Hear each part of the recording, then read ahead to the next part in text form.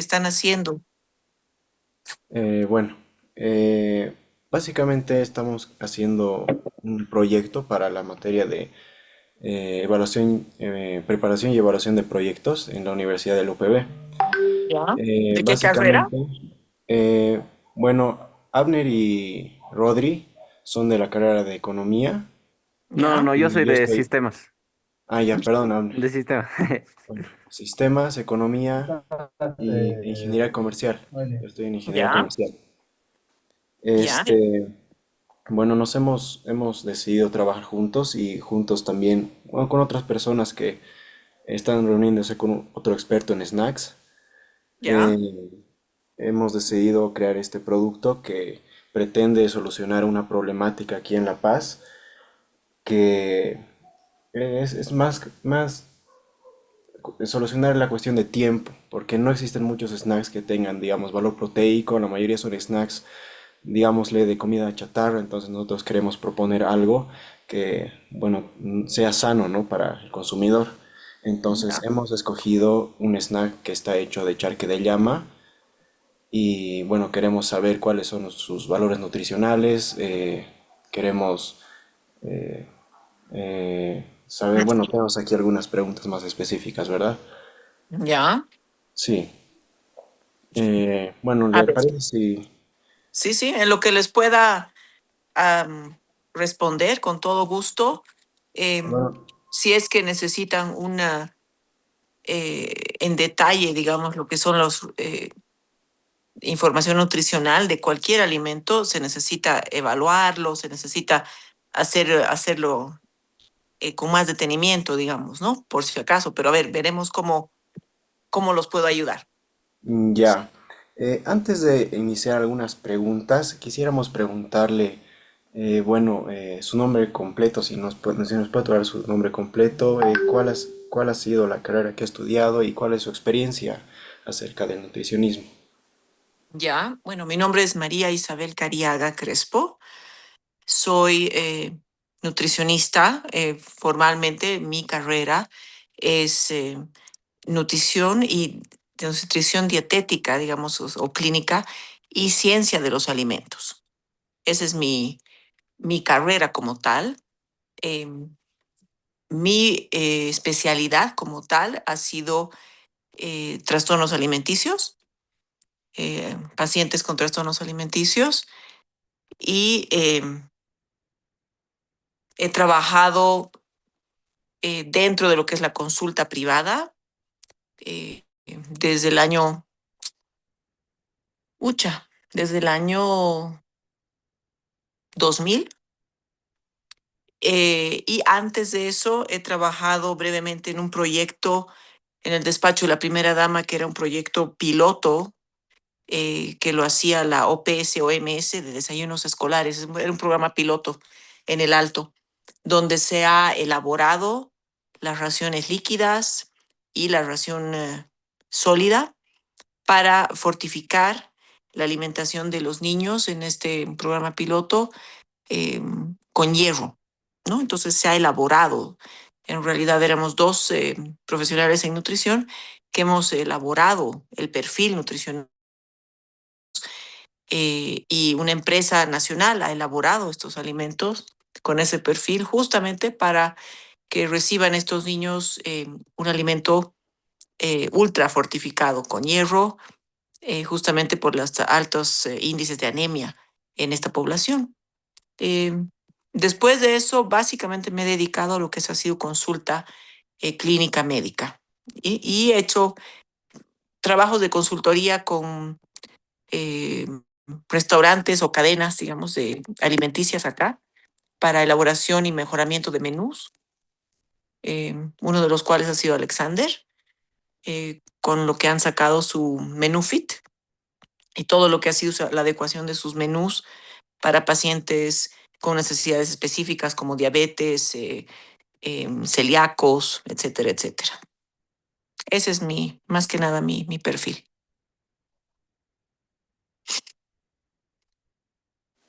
Bueno, muchas gracias por darnos los datos sobre su carrera, su experiencia. Ahora entrando un poco más, bueno, en lo que no es nuestro proyecto, quisiéramos empezar con la pregunta sobre cuáles son las principales características nutricionales que se pueden obtener del charque de llama y qué nutrientes considera usted que son más relevantes para este producto. Ya, en comparación a otras fuentes de proteína, ¿tú dirías? Sí, la podríamos comparar, por ejemplo, con la carne de res o Ujú. diferentes tipos de carne o diferentes En fuentes de real- proteína. exacto. En realidad, la carne de llama tiene grandes beneficios comparándolas con las fuentes principales, digamos, de proteína, hablando de carne de res o carne de pollo. Em, en cuanto a proteína, tiene un mayor porcentaje, no gigantesco, pero es levemente más o menos entre 22 a 25% de aporte proteínico por cada 100 gramos. Una carne de res está por ahí en 21%, el pollo igual. Entonces, obviamente, es una mejor inversión, ¿no? Em, lo que es el aporte de grasa y de colesterol es lo más interesante, porque estos son elementos que estamos tratando de evitar o reducir en la dieta. La carne de llama, estamos hablando de un 3% de aporte versus un 10 a 20% en carne de res, 4 a 10% en carne de pollo, ¿no? Entonces, obviamente es una muy buena opción. En cuanto a colesterol, también es un aporte muy provechoso para quienes están en cuidado o deberían estar observando sus niveles de colesterol. La carne de llama está aportando, dependiendo en los rangos que consumes, ¿no? De 30, 58 miligramos por 100 gramos. Carne de res, imagínense, son 90 miligramos. Y la carne de pollo es más o menos un 85, 88 miligramos por cada 100 gramos. Entonces, si se dan cuenta, eh, hay una tendencia en la dieta a nivel mundial, ni siquiera solamente a nivel nacional, pero a nivel mundial, de problemas, eh, enfermedades cardíacas, ¿no? Cardiopatías, colesterol alto, etcétera, etcétera. Mala dieta, malos estilos de vida, hábitos de vida. Entonces, sin duda, aún así, con un estilo de vida eh, mm, malo, necesitamos comer y tener un buen aporte proteínico, ¿no? Entonces, si tenemos una fuente como es la carne de llama, me parece genial, me parece que es una muy buena opción. Ahora, todo depende cómo lo vas a presentar, ¿no? Siempre hay que balancear un alimento, por muy maravilloso que sea, eh, podemos basar una dieta completa en ese alimento, ¿no? Siempre cuando en este caso ustedes que ofrezcan, exploren la opción de un snack hecho en base a carne de llama, eh, siempre tiene que ir recomendado que es un complemento o es parte de una dieta balanceada, ¿no es cierto? No es que ese alimento te va a salvar la vida o te va a anular las otras opciones no muy buenas que estés haciendo en tu día a día, ¿no? Sino que tiene que ser como incluido en una dieta o en hábitos generales y en un estilo de vida más saludable, ¿no? Bueno, perfecto. Bueno, sabiendo un poco el contexto del charque de llama y, bueno, contrastado con otras fuentes de proteína, ¿cómo puede influir la deshidratación en la composición nutricional del charque? Es decir, cuando se convierte en charque. En realidad, cuando deshidratas, lo que estás haciendo es sacando su aporte líquido, ¿no? El contenido de agua como tal. Y por lo tanto no va a cambiar el aporte de proteína. Lo que tal vez sí cambie es la concentración de ciertos minerales, eh, el sodio, eh, justamente es a través de un proceso de sodio, un procesamiento con el sodio que se deshidrata, ¿no? También, o sea, la sal. Em, entonces ahí tienes que ver también cuál va a ser tu aporte de sal. Si se fijan ustedes, un factor muy, muy frecuente y común en todos los snacks es el factor del procesamiento, ¿no? Son alimentos procesados. Y hay grandes, entre comillas, peligros, riesgos eh, con los alimentos procesados, ¿no? Porque justamente hay en ese procesamiento involucra el añadir cosas externas a la propia característica de ese o esos alimentos. Em, Dicho eso, los alimentos que son deshidratados naturalmente, eh, como puede ser el caso del charque, eh, me parece una muy buena opción porque es una versión concentrada de lo que es la proteína. No es que te va a dar necesariamente más proteína, pero puedes comer en menos cantidad con un buen aporte igual, ¿no? Y obviamente tienes la gran ventaja de, de lo que está mantenido, o sea, lo que va a durar el alimento, ¿no? La duración, ¿cómo se llama? La duración de vida, o sea, todo en ese alimento, si es que ustedes van a distribuir este producto, que es la idea, lo ideal, tener mayor duración, es una buena opción. Bueno, como entramos al tema, digamos, de la duración del producto, nosotros pretendemos presentarlo o sea, de la manera de sellado al vacío. ¿No? Entonces, si el charque se envasa mediante este proceso, se puede, o bueno, puede afectar de alguna manera su composición o valor nutricional. Y además, sabemos que, bueno, para lanzar el producto se necesitan poner una fecha de vencimiento. No sabemos más o Ajá. menos cómo lo podemos estimar o cómo la podemos colocar en el empaque. Cuando haces un envasado al vacío, eh, primero depende del el alimento que estás envasando, ¿no es cierto? En este caso, este alimento ha tenido un procesamiento, si quieres, o una preparación que es retirarle líquido. Y normalmente, ¿qué es lo que, una de las cosas más influyentes en un alimento que se desperdicia o se echa a perder?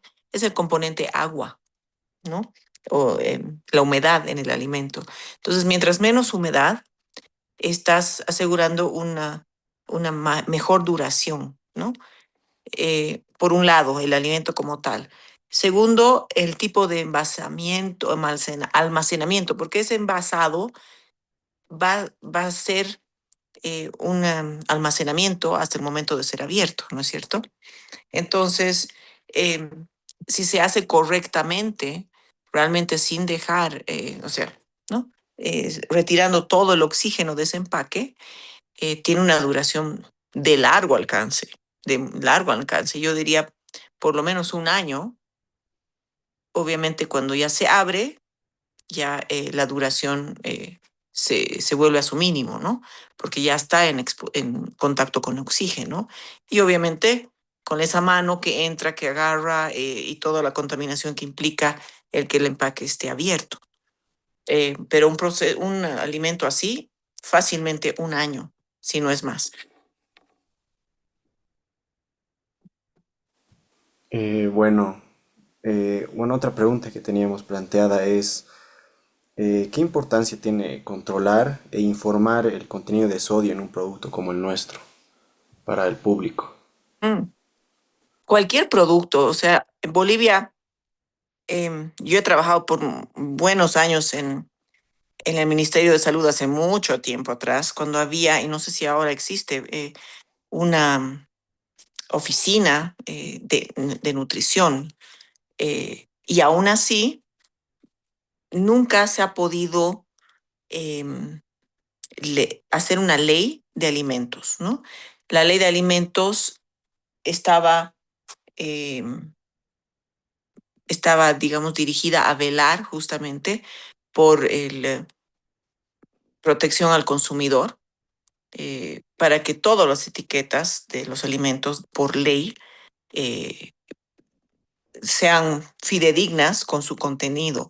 Y eso implicaba que todos los alimentos debían recibir el aval de un laboratorio como el IMNORCA, pero eh, cuando tú eras productor de algún alimento, para poder ir a tener tu perfil nutricional en el IMNORCA, el que pagaba era el, el, el empresario, digamos, ¿no? Lo cual no es lo correcto. Debería ser algo que el Estado como tal, como está avalando, como está certificando, lo pague él. Pero entonces, bueno, había mucha controversia en eso, pero formalmente no hay una ley de alimentos que exija a los productores por ley o que tengan que responder, digamos, bajo la ley lo que están poniendo en sus etiquetas. La verdad que no existe. Pero ya depende de la conciencia de cada uno, ¿no es cierto? Y del profesionalismo y la parte ya de ética del empresario. El sodio, como varios otros elementos, son muy importantes de colocar porque permite al consumidor estar informado. ¿No? No sabemos si el consumidor le va a interesar leer, no sabemos si sabe leer o entender la etiqueta, pero es la información que tenemos que ofrecer. Es importante. En otros países, como hay legislación muy fuerte, muy importante en lo que es alimentos, si tú pones algo y no estás cumpliendo, es algo gravísimo, ¿no? Que por problemas de salud que tienen, diagnósticos de por vida que puedan estar eh, teniendo, tienen que fijarse, tienen que ser más conscientes de lo que están comiendo y van a depender de la información que haya en una etiqueta por, por el bienestar eh, propio, ¿no? No es por moda o por, no sé, la dieta del momento, sino que realmente necesitan hacerlo por salud. Entonces, sí, es muy importante poner, y además, cualquier producto alimentario que tenga eso, da más confianza, ¿no? Para el consumidor, siempre. Bueno, congeniando un poco con lo que estamos hablando, eh, bueno, ¿qué nutrientes o información usted considera que son indispensables para que podamos colocar nosotros en la tabla nutricional del producto? Y también, bueno, una pregunta un poco diferente a esta, es qué enfermedades se pueden relacionar al consumo de carne de llama o charque de llama que tengamos que advertir al público o con qué riesgos habría por consumir este alimento. Ujú. Los componentes que debería haber en una ficha nutricional en cualquier alimento, primero tenemos los macronutrientes, que es el aporte de proteína, el aporte de carbohidratos y el aporte de grasa, ¿no? El porcentaje. Normalmente se ha estandarizado que las recomendaciones, el etiquetado con el aporte nutricional se basa en una dieta genérica de 2.000 calorías. Por lo tanto, a partir de eso, el porcentaje que se calcula de proteína, el aporte de proteína, carbohidratos y grasas, será según esa dieta genérica de 2.000. Después de eso, eh, en un snack, yo diría lo importante lo que es el aporte de sodio eh, o cualquier otro componente importante que represente un aporte importante en ese alimento. Azúcares, porque aunque no creas, siempre puede haber un aporte de azúcares, no como azúcar de mesa, pero como otras versiones, ¿no? Eh, Después de eso, en snacks, mientras más sencillos sean eh, y se acerque más a ser un alimento más limpio, mucho mejor, ¿no? Hay la tendencia ya de hace muchos años es lo más orgánico, lo más natural. Eso significa eh, también sinónimo de una alimentación más limpia, eh, que realmente en tu etiqueta los ingredientes no pasen de 4 o 5, eso hace que el alimento sea mucho más natural. Entonces, eso es una gran cosa también.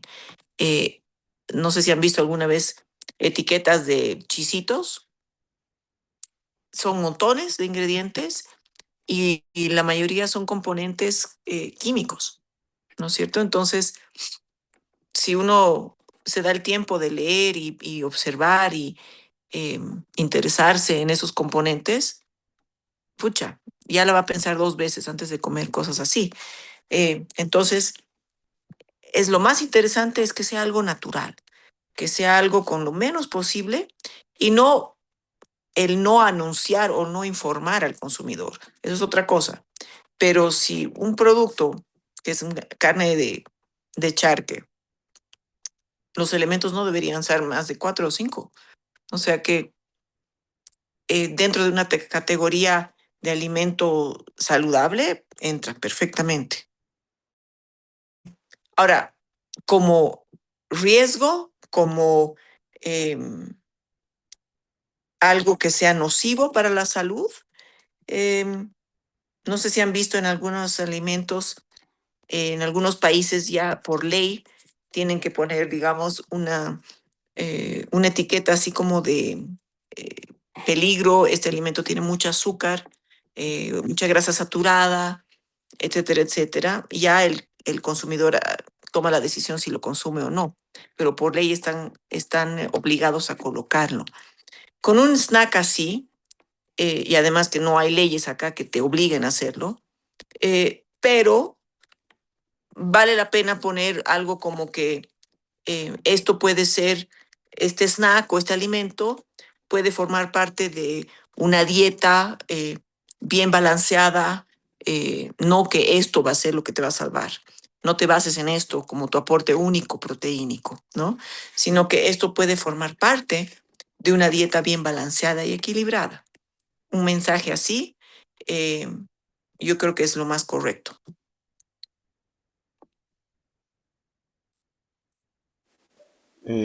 Bueno, esas son las preguntas que tengo por mi parte. Creo que mi compañero Rodrigo tiene unas cuantas preguntas. Sí, muchas gracias. Pero bueno, antes de pasar a mi compañero Abner, que también tiene algunas preguntas, yo quería hacer algunas preguntas, bueno, más que todo en forma de comentario. Ujú, Lo que usted mencionaba es bastante cierto, de que en Bolivia no existe alguna legislación que obligue a las empresas alimenticias a aclarar sobre cierta información nutricional relevante sobre su ujú, producto. Por ejemplo, ujú, yo cuando voy al supermercado, incluso al mismo mercado, ¿no? Y están vendiendo productos argentinos, veo que algo relevante o algo destacado en los productos argentinos es como un hexágono en sí, negro que señala el producto alto en azúcares, ujú, alto en grasas y cosas por el estilo. Y bueno, a mí me parecería adecuado que eso se pudiera hacer en Bolivia, no solamente para advertir sobre ciertos alimentos, sino también para destacar, digamos, las cualidades nutricionales de otros alimentos, como nosotros lo queremos hacer con ujú, Chama y lo que usted nos aconseja.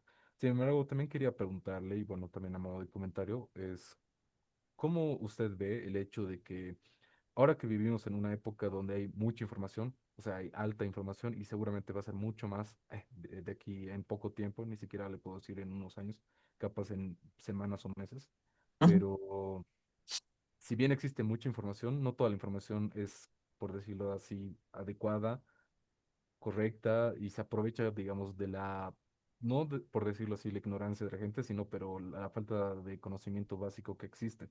Y por ejemplo, para personas que están iniciando en el gimnasio, yo he visto que lo que ellos aprovechan es el tema de que, bueno, aparece un producto y algunas empresas dicen, le añaden la etiqueta de alto en proteínas y cosas por el estilo, cuando en realidad no es así, o tiene un contenido proteico que no es tan relevante como sí lo es en azúcares y en grasas. Entonces, ¿usted cómo cree que se podría, digamos, poder hacer que nuestro producto se destaque encima de estos productos que sí, si bien prometen algo en su ujú. etiqueta, la realidad es que en el valor nutricional real es completamente diferente? Bueno, ustedes tienen la gran ventaja de que están manejando un producto eh, de un alimento real, digámoslo así. Es un alimento de origen animal no es algo que es procesado, ultraprocesado, no es una restitución de un alimento, es el alimento como tal. Esto en comparación a lo que estabas mencionando, tal vez em, las proteínas en polvo, ¿no es cierto? O qué sé yo, son cosas reconstituidas que te las venden como el mejor aporte proteínico. El mejor aporte va a ser a través de un alimento, ya sea de una vitamina, ya sea de una proteína, de todo eso, ¿no? No hay dónde perderse con eso. Entonces ahí ustedes tienen una gran ventaja y cómo lo eh, eh, comunican en su marketing, en la promoción que hagan, es súper importante, ¿no? No se compara una proteína vegetal, para empezar, con una proteína animal, para nada, ¿no? Es diferente. Em, y una proteína animal, sin todos los químicos que tal vez una proteína que viene en un frasco y hay que mezclar con el agüita o lo que fuera, eh, es una recarga también a nivel de tus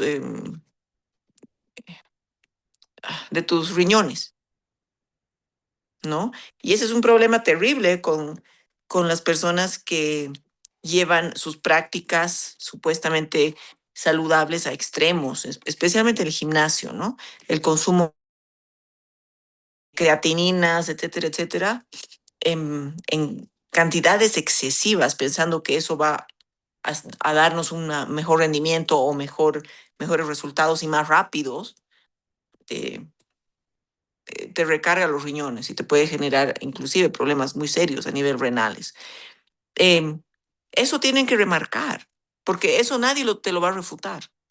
Una proteína que es pura de origen animal es 100 veces mejor, representa algo natural. Y hablando, digamos, volviendo a la comparación, si quieres, de una carne de res, una carne de pollo, inclusive carne de cerdo, ¿no? ¿De qué se alimenta una llama, una alpaca, ¿no es cierto? Su alimentación es mucho más saludable que tal vez lo que están recibiendo las vacas, ni qué decir los cerdos, ¿no? Entonces, eso como resultado es el alimento final que va a llegar a tu plato. Em, le pueden dar ese enfoque, ¿no? Que es un alimento limpio. Eso es importante.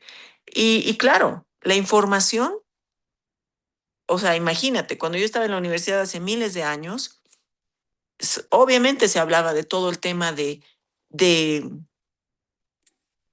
la información en el Internet y lo mucho que hay ahí afuera y cómo lo quieras eh, vender, cómo lo quieras comunicar, lo vas a encontrar como tú lo quieras, ¿no? Y se manipula mucho la información, de seguro, de seguro. Em, Entonces, manténgalo sencillo a la información que van a dar, porque están hablando de una población, primero que no lee, la gente no lee. Si tienes mucha información, no te lo va a leer.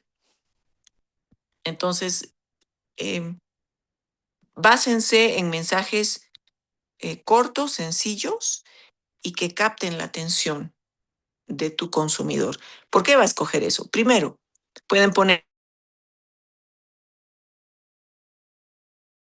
harina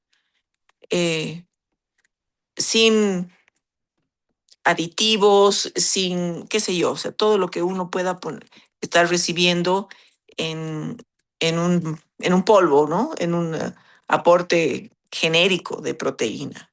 Es una proteína verdadera, es una proteína animal eh, del mejor grado, digamos, de aporte proteínico, ¿no? Y ustedes pueden ver el aporte que representa la proteína en la dieta común. Más o menos estamos hablando de un 30%.